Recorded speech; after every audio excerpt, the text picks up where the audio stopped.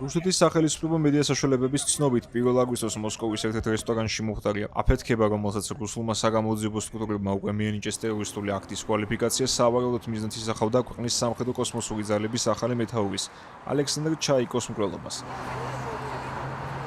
Ავად მაღალჩინოსანი ადგილზე იმყოფებოდა და რუსულ მედიაში გავრცელებული ცნობების თანახმად დაბადების დღეს აღნიშნავდა. რუსეთის ეროვნული ანტიტერორისტული კომიტეტის ინფორმაციით, ამ დრომდე უცნობმა ქალმა რესტორანში ხელნაკეთი აფეთქებელი მოწყობილობა შეიტანა, რომლის ამოქმედების შედეგადაც 3 ადამიანი დაიღუპა. თავად ქალბატონი ობიექტის უსაფრთხოების სამსახურის თანამშრომელი და რესტორნის სტუმარი, რომელიც როგორც მოგვიანებით გაირკვა, ალექსანდრ ჩაიკოს სიძე იყო. თავდაპირველად რუსული ტელეგრამ არხები აუცილებდნენ ცნობებს კვების ობიექტის სამზარეულოს ნაწილში ბუნებრივი აირის აფეთქების შესახებ.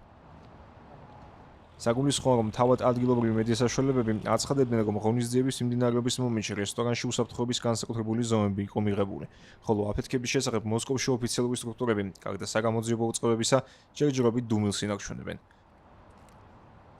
უკრაინაში კრემლის სრულმასშტაბიანი ომის დაწყებიდან არაერთი რუსი სამხედრო თუ პოლიტიკური მაღალჩინოსანი დაიღუპა აფეთქებების შედეგად ან გაურკვეველ ვითარებაში. უკრაინული სპეცსამსახურები ან თავად იღებდნენ პასუხისმგებლობას შემთხვევების ნაწილზე, ან მათ მოსკოვი დანაშაულები და სხვა დასავლურ სახელმწიფოებსა თუ ორგანიზაციებთან ერთად.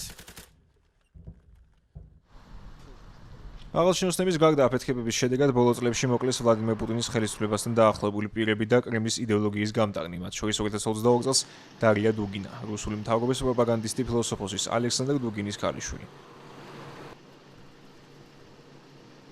2026 წლის თებერვალში მოსკოვში დაჭრეს რუსეთის სამხედრო დაზვერვის სააგენტოს უფროსის მოადგილე ვლადიმერ ალექსეევი. საცხოვრებელ სახლთან თავდასხმაში ეჭვმიტანილი კი დუბაიში დააკავეს.